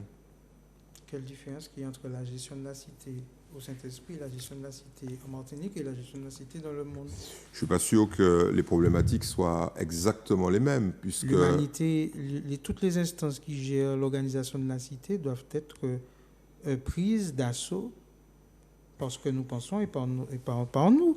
Je ne comprends pas pourquoi il devrait y avoir il y a des citadelles qui seraient imprenables ou ne pas aller chercher. Ah non, mais je nous refuse pas le droit de partir à l'assaut de la CTM. Quelles sont les raisons qui motivent? Mais c'est tout simplement parce que nous sommes acteurs de la culture martiniquaise et que l'une des instances où un certain nombre de décisions importantes peuvent être prises sur justement la sauvegarde, voire la valorisation et la densification de ce qu'est la Martinique, c'est la CTM. Alors c'est pour ça que je vous pose la question, parce que dans le titre même de votre liste, on a l'impression qu'il y a un focus sur la notion de patrimoine et la notion de culture. Sauf si je traduis mal, mais bon.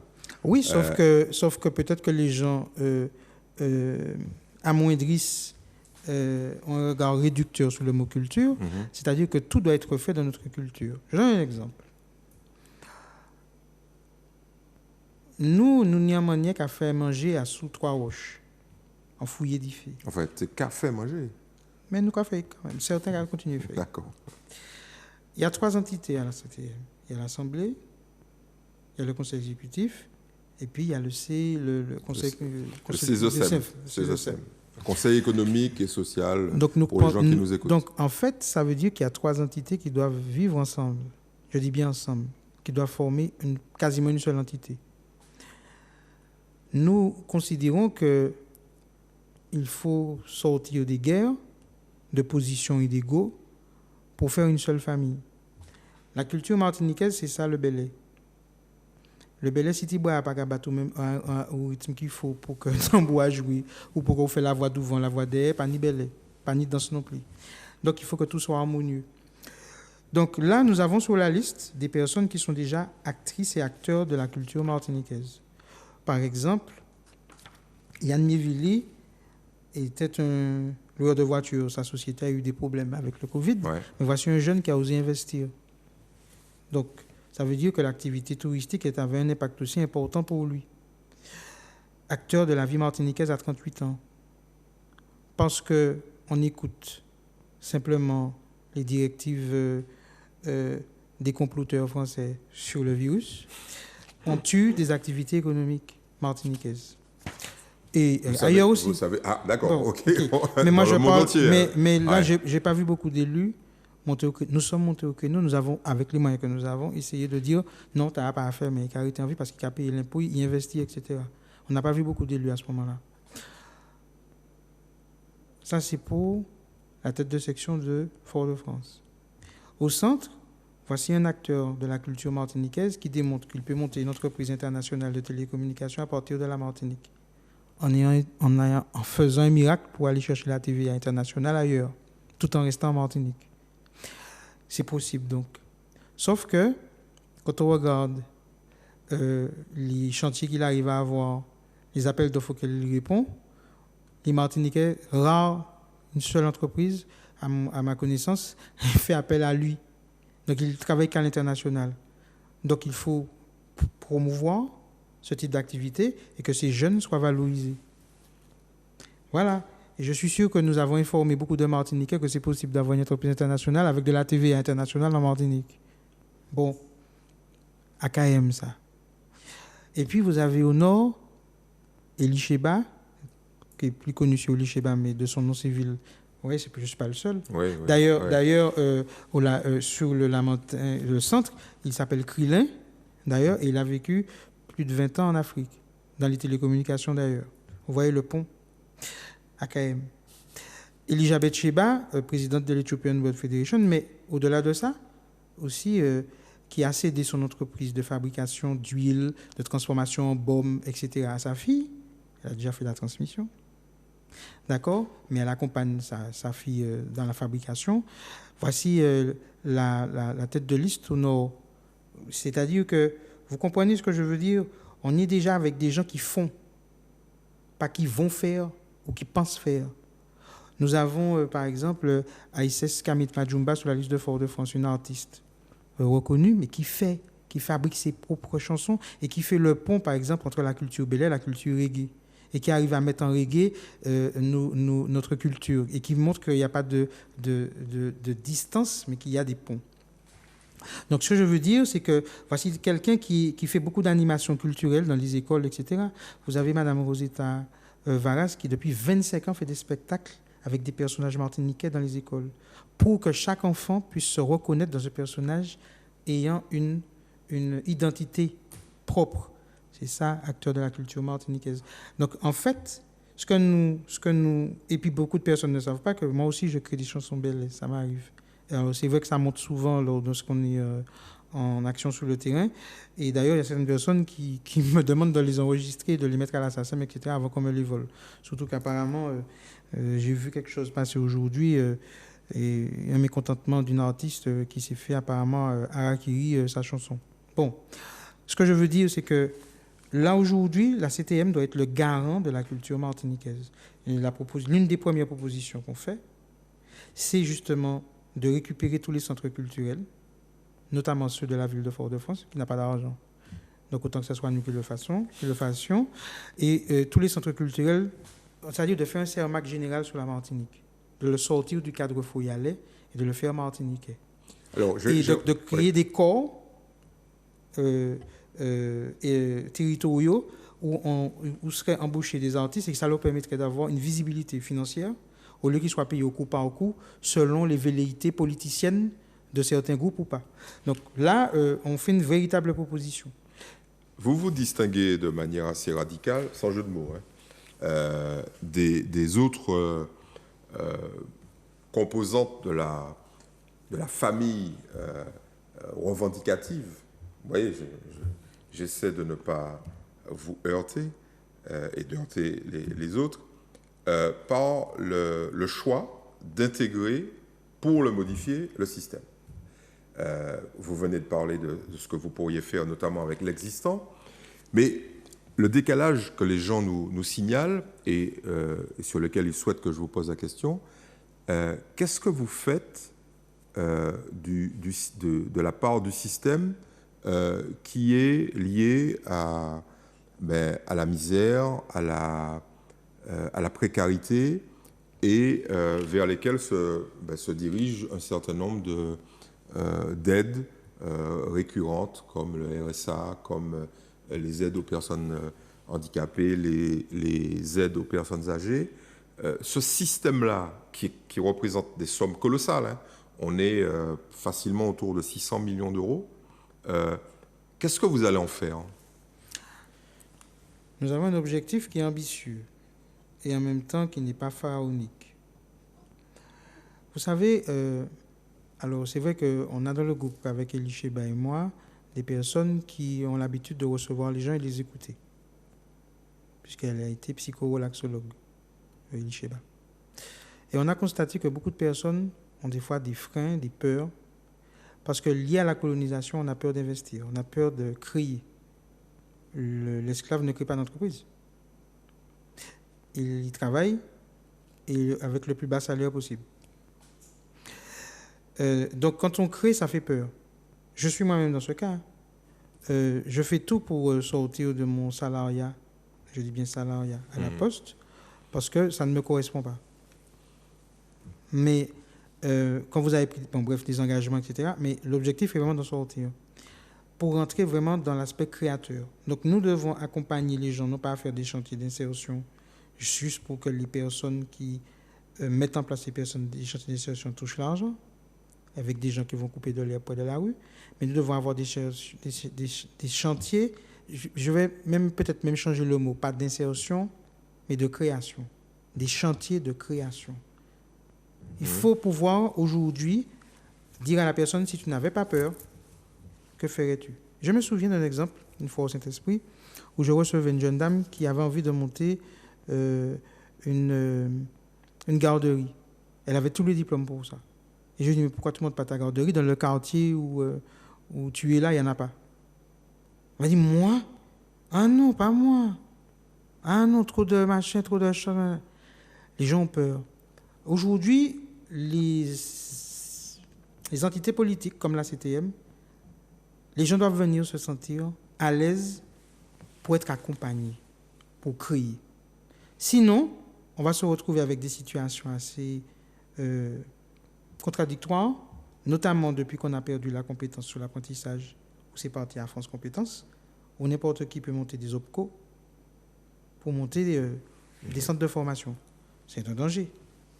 Parce que comme on ne le fait pas, d'autres vont venir le faire. Donc, ce que je veux dire, c'est qu'à un moment donné, il faut qu'on soit dans l'optique d'aider les gens à créer. Pas forcément leur donner des aides pour leur donner des aides, mais le système le permet. Il y a des gens qui sont dans une vraie précarité, donc il faut le faire, parce que c'est la solidarité de la société. Mais je crois que la vraie solidarité, c'est de prendre le temps d'écouter les gens, et on va découvrir des gens. Et puis, il y a une autre réalité, il faut le dire, il y a des gens qui font des choses, mais qui ne le déclarent pas. Parce qu'ils ont peur aussi. C'est une bonne partie de la société. C'est une bonne partie. Ouais. Donc en réalité, pourquoi ils ne le déclarent pas? Parce qu'il y en a beaucoup qui vous disent, mais je ne peux pas faire 80 € et puis 60 € qu'à aller, payer taxe, payer ci, payer ça. Les chaussures que j'ai au pied, c'est un jeune Martiniquais qui fait ça rue Capitaine Maniel, Guito. Il m'a expliqué que... Mais c'est une longue tradition familiale. Hein. Oui, mais il m'a expliqué qu'il a dû fermer pendant 3 ans. Parce que le RSI lui demandait 80 000 €. Parce qu'en fait, ils ont fabriqué un double numéro. Mais quand il a été à la chambre de commerce, personne n'a été capable de l'aider. Donc il a dû fermer pendant 3 ans, sans savoir comment il allait donner à manger à ses enfants, etc., etc. Pour se rendre compte que finalement, il devait 70 €. Ce que je veux dire par là... Vous collectionnez, très objectivement, vous collectionnez les cas particuliers, on a l'impression... Non, c'est que quand on écoute les gens, en fait, il y en a beaucoup plus, mais qui n'osent pas parler, et qui mettent la clé sous la porte et qui s'en vont. Et puis il y en a, quand ils ont entendu le cas de M. Guito, ils n'osent même pas. Aujourd'hui, qui est-ce qui aurait dû accompagner M. Guito pour régler ce problème? Donc ce que je veux dire par là, c'est que ce monsieur s'est retrouvé seul. Donc il a pris son courage à deux mains, il est persévérant, et c'est pour ça qu'aujourd'hui il est encore plus déterminé qu'avant. Et je suis heureux d'avoir pu acquérir des chaussures rouge, vert, noir chez lui. Voilà. Il y a même des chaussures rouge, vert, noir. Oui, je peux la montrer s'il faut. Non, mais parce que j'ai vu ça sur votre page Facebook. Mais ce que je veux dire, c'est que il y a des capacités créatrices importantes avec des Martiniquais, pour des Martiniquais. Le plus grand cadeau qu'on peut offrir au monde, c'est la Martinique. Le plus grand cadeau que la Bretagne peut offrir au monde, c'est la Bretagne. Le plus grand cadeau que l'Ouzbékistan puisse offrir au monde, c'est l'Ouzbékistan. Donc, ce que je suis en train de dire, arrêtons de croire que c'est ce qui vient d'ailleurs qui va nous faire évoluer le plus. C'est ce que nous avons à offrir à l'ailleurs, qui est une richesse. Très bien. Alors, restons sur... Donc, pour les 600 millions, nous allons tout faire pour, au fur et à mesure, réduire l'impact en aidant les gens à créer. Donc, passer de l'aide à la création. Mais c'est une aide d'aider à créer. Oui. Donc, mais on ne fait pas de l'aide mais il faut montrer stérile. Mais il faut que la Martinique sache qu'elle a la capacité créatrice. Quand je vois que des gens qui sont RSA, et puis quand ils prennent un tambour, quand ils prennent... vous le mettez un groupe d'enfants là, vous les voyez dans des associations bénévoles, les mêmes personnes qui sont là, vous prenez le bénévolat, les associations culturelles et sportives de la Martinique, vous avez beaucoup de personnes qui sont RSA qui y sont. Très Donc bien. Comment on les rémunère?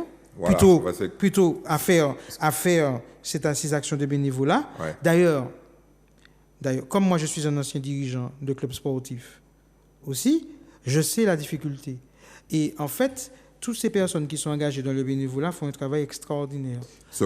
Mais seulement, pour les accompagner, des fois pour monter un dossier, alors s'ils connaissent là, c'est pas bon. Il faut sortir de ça. Ouais. Donc nous, on va mettre un système en place. À partir du moment qu'il y a une association sportive et culturelle, elle doit être aidée. Mieux, les personnes dirigeantes et surtout les jeunes qui s'inscrivent doivent avoir un suivi. Un jeune qui s'inscrit là doit être accompagné beaucoup plus particulièrement qu'un autre. Je le dis, Parce qu'il a déjà fait un pas de s'engager dans la société martiniquaise, donc il faut qu'il soit accompagné. Donc je dois avoir un suivi, savoir qu'est-ce qu'il fait, qu'est-ce qu'il est devenu, est-ce qu'on l'a accompagné dans son parcours professionnel ou pas, etc. etc. Voilà. Est-ce que, Et donc ça va encourager les vocations, ça va encourager les jeunes à s'engager. si je vous laisse partir, vous faites la totalité de l'émission sans que je vous pose une autre question? Mais au moins je parle du programme. Bon, mais moi aussi, vous avez vu que Voilà. j'ai l'œil sur ce que vous publiez et sur ce que vous laissez passer dans la presse, malgré tout. Aujourd'hui, est-ce que vous avez des points communs avec l'une ou l'autre des listes en dehors de la liste avec laquelle vous avez fusionné? Quels sont les candidats qui vous semblent, dont les projets, dont le contenu vous semble proche de ce que vous voulez faire? Il y a une candidature qui, sur pas mal de points, nous rejoint, c'est celle de Marcel Selaï. Ce qui n'est pas très étonnant. On a des points de divergence. Mais la partie humanité, nous sommes entièrement d'accord là-dessus. Nous n'avons pas, je vous dis ça, on n'a pas discuté. Mais on a déjà travaillé ensemble. Voilà. Cette partie était à Nous Pepla. J'étais à Nous Pepla aussi en 2015. Alors, donc voilà. On parle dans cette campagne, c'est bizarre, on parle très peu d'environnement. D'ailleurs, il n'y a pas de révolution sur le développement durable ou l'environnement, mais évidemment, c'est présent partout. Mais il y a une question qui revient systématiquement, et j'essaie de construire cette émission à l'écoute des questions qui me sont posées. C'est qu'est-ce qui s'est passé pour que vous quittiez, que vous claquiez la porte de la Sopamar? Non, vous savez, de manière précise, comme je vous dis, moi je voulais passer à une autre étape. J'ai vu l'AVCA, c'est vrai que j'étais au MIM, j'étais au Modimas, j'ai vu la Sopamar. Et je vous dis la particularité de faire l'écologie humaine. D'ailleurs, je crois que lors de mon interview du France Antilles du 25 au 26 janvier 2016, je disais qu'il fallait un pont entre l'écologie et l'écologie de l'humanité. Donc, pour moi, les choix et les orientations se décident en politique. Et je pense d'ailleurs que la CTM devrait financer ce type d'association. Ce que je veux dire, c'est que, afin de garantir leur développement. Et surtout les recevoir au minimum une fois par an. Parce que ce n'est pas normal que des associations se retrouvent à se battre contre la CTM. Vous comprenez ce que je veux dire? Non, on doit faire peuple. Ça veut dire que tous ceux qui défendent la sauvegarde de la Martinique doivent pouvoir se rejoindre et quasiment faire un seul corps. Et c'est ça. Maintenant, il faut que ça soit une décision politique. Donc, nous sommes engagés, à un bout d'un moment, à sortir de l'aspect, pas que seulement contestataire, puisque la Sopamar siège aussi dans certaines instances, mais véritablement passer à l'aspect décisionnel et de responsabilité. Parce que qui peut mieux que nous s'occuper de notre environnement? Mais il n'y a pas eu de clash lié à d'autres composantes que celle-là. Bien sûr, mais ce n'est pas le plus important. Le plus important, c'est que nous avions décidé de passer de l'aspect associatif, pour beaucoup d'entre nous, à l'aspect politique. Alors, autre question majeure qui revient. On sait que vous n'êtes pas pour la vaccination, mais est-ce que vous êtes favorable à l'indépendance de la Martinique? Je suis favorable à la souveraineté de la Martinique. Ça veut dire quoi? Ça veut dire que le mot indépendance, et vous l'utilisez très intelligemment, puisqu'on sait que ça fait peur aux gens. Et j'ai l'impression que plus personne ne veut endosser, ni même... Mais parce qu'en réalité, il n'y a personne qui est véritablement indépendant dans le monde. Donc ça veut dire qu'il y a des interdépendances. Maintenant, il y a des interdépendances choisies, et puis il y a des interdépendances subies. Elles sont quasiment toutes subies, surtout celles qui viennent de la décolonisation. Vous prenez celle du franc CFA, l'indépendance n'existe pas, puisque 50% de la richesse est gérée par le Trésor français. Donc, ça n'existe pas. Ouais. Mais Vous prenez les indépendances de la Caraïbe avec le Commonwealth. Ouais. Bon. Enfin, on a vu que l'indépendance de la France, par exemple, n'était pas non plus garantie. Ouais. Par contre, la souveraineté, c'est-à-dire cet art de vivre, une manière de vivre, oui, nous devons utiliser les interdépendances, mais pour assurer cette souveraineté. Alors moi, je vais vous dire, si demain matin, ça passe par l'indépendance, je n'ai pas d'opposition, au contraire. Mais ce que je veux dire, c'est qu'il ne faut pas non plus nous faire passer pour des farouches indépendantistes, parce qu'on fait passer la tendance indépendantiste contre, alors que c'est pour sauvegarder ce patrimoine martiniquais et le faire vivre et l'offrir au monde. Mais vous venez de dire ça fait peur. Vous venez de dire oui, parce ça que fait en peur fait, aux gens. Mais parce que le système a monté toute une cabale avec le premier pays noir qui s'est soulevé, qui est Haïti. Ça veut dire qu'on a fabriqué totalement sa pauvreté en lui faisant payer une dette, d'accord, en l'empêchant de se développer, pour ne pas que cet exemple devienne un exemple trop lumineux, afin que justement on puisse dire « Regardez, vous êtes les vignes indépendants, regardez Haïti », en oubliant de dire qu'il y a 1 million de personnes en Haïti qui vivent largement au-dessus des 400 000 Martiniquais, etc. Mais que le monde entier a... Il y a quelque chose avec les peuples noirs qui se soulèvent. Je ne sais pas pourquoi le monde n'aime pas ça. Il y a un système qui n'aime pas ça. Donc, ça veut dire... Globalement, il y a un système qui n'aime pas les gens qui se soulèvent, quelle que soit leur couleur. Vous êtes d'accord avec moi? Mais bon... Prenons la Chine, oui, mais... prenons la Birmanie... Mais ce que je suis en train de dire, oui, mais c'est chinois. Mais c'est chinois et puis chinois. Pourquoi vous faites un focus sur les Noirs? Mais parce que c'est une réalité, je suis factuel. Ouais. Je veux dire que aujourd'hui, quand vous avez une volonté, par exemple, du Congo de faire quelque chose, on arrive à mettre telle ethnie contre telle ethnie, enfin, on connaît. Oui, mais qui finance, qui arme? Les Africains n'ont pas de fabrication d'armes. Ouais. Donc, ce que je veux dire, qui les arme. Donc, il faut prendre les choses. Donc, ce que je dis, c'est qu'on a fabriqué une telle peur qu'aujourd'hui... dire ça, c'est quasiment se fermer la porte à toute même écoute. Par contre, moi je vous dis, sans hypocrisie, nous allons travailler à la souveraineté alimentaire, nous allons travailler à la souveraineté culturelle, nous allons travailler à la souveraineté historique, nous allons travailler à la souveraineté culinaire, vestimentaire, capillaire de la Martinique, et puis on verra dans quel cadre institutionnel cela se situe. Ouais. Ce n'est pas... même dans une prison, je peux décorer ma cellule comme je l'entends.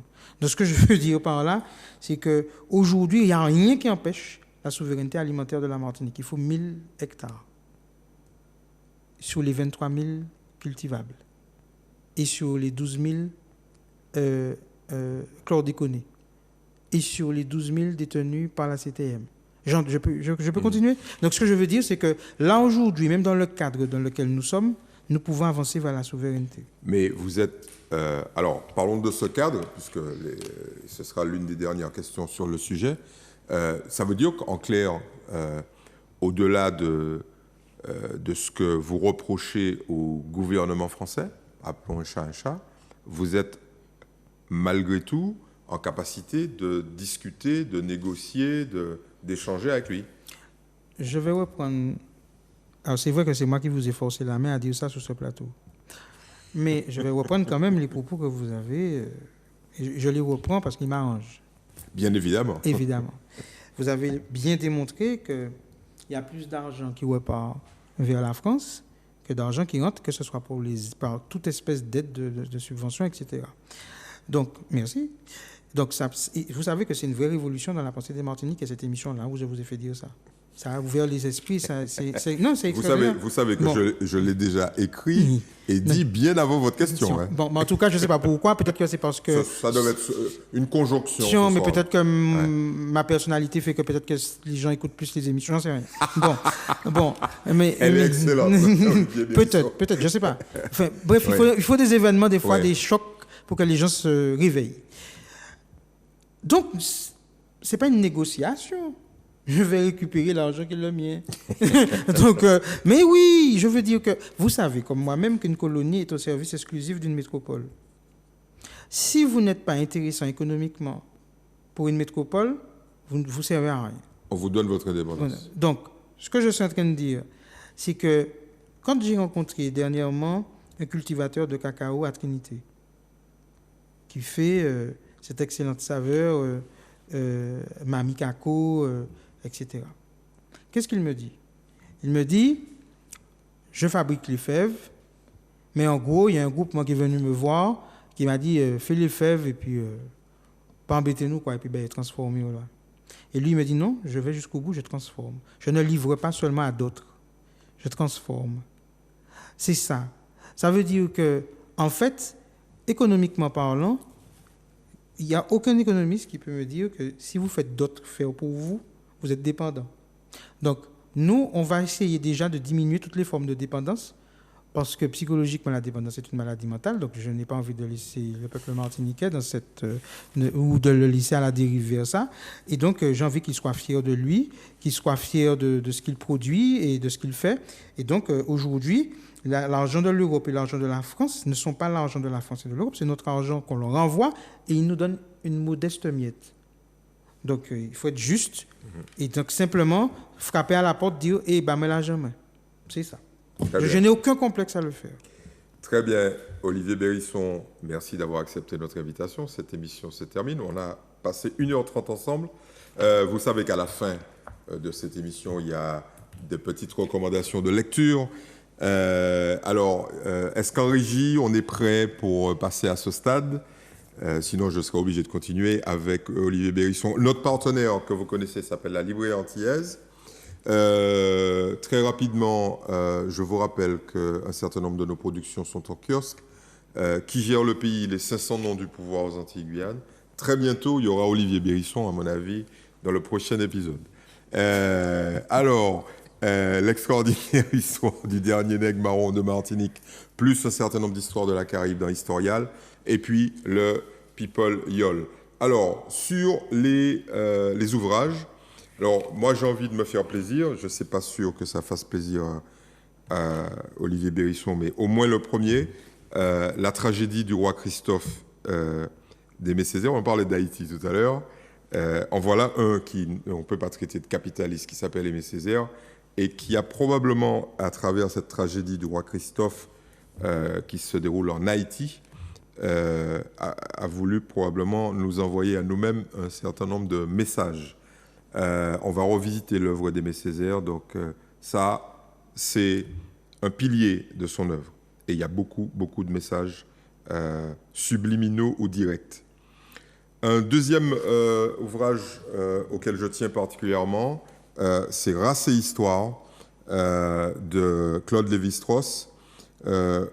Parce que ces temps-ci, on est sur des dérives raciales ou racistes au niveau mondial, en particulier aux États-Unis, mais également en France et également en Martinique. Donc je vous recommande très fortement la lecture de ce petit livre et vous en apprendrez de bonnes sur la relation de l'homme en général avec l'étranger. Et vous verrez que ça ne date pas d'hier, cette réaction un peu bizarre.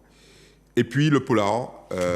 Alors on retourne dans le sud des États-Unis avec une cathédrale à soie de James Lee Burke. Je ne vous en dis pas plus. Alors je sais qu'il y a des fanatiques de James Lee Burke. Alors surtout, ça peut être une découverte pour vous, Olivier Bérisson, surtout qu'il parle d'une région qui a été habitée par des Français, bien évidemment, et qui a donné avec les esclaves une civilisation, j'allais dire, très proche de la nôtre, très proche des Caraïbes. Et ça, on retrouve dans cette littérature des choses qui nous sont familières, notamment le créole de Louisiane et des habitudes culturelles qu'on retrouve dans nos campagnes. À découvrir, James Lee Burke. Monsieur Bérisson, merci d'avoir accepté notre invitation. Vous avez pu échanger avec ceux dont j'ai été très modestement le porte-parole à travers mes questions. Et merci également de vos réponses. Merci. Et puis un dernier mot au collectif Zéro Chlordécone, Zéro Poison, dont certains membres nous ont rejoints sur la liste, avec un programme Chlordétox mis en place avec des médecins, notamment ceux de l'AMSES. Et donc voilà, et qui s'est battu pour que les prix des tests au chlordécone diminuent, Vous voyez, c'est encore les militants, c'est pas la CTM, c'est la CTM qui aurait dû faire ça. Et c'est encore une classe militante qui l'a faite. Mais de toute façon, vous allez être bientôt au pouvoir. Écoutez, nous offrons cette offre, ce panel, ce choix, et nous espérons que les 84% de personnes qui ne se sont pas encore vaccinées se reconnaîtront en nous, et puis ils vont voter. Et si je peux continuer, les 60 à 70% d'abstentionnistes qui vont pouvoir enfin s'exprimer, parce qu'il y a un système qui fabrique l'abstention, parce que finalement ça réduit le corps électoral, et donc ça permet de rester dans l'entre-soi. Très bien. Sur ces mots, merci beaucoup et à très bientôt, mesdames, mesdemoiselles, messieurs. À la semaine prochaine.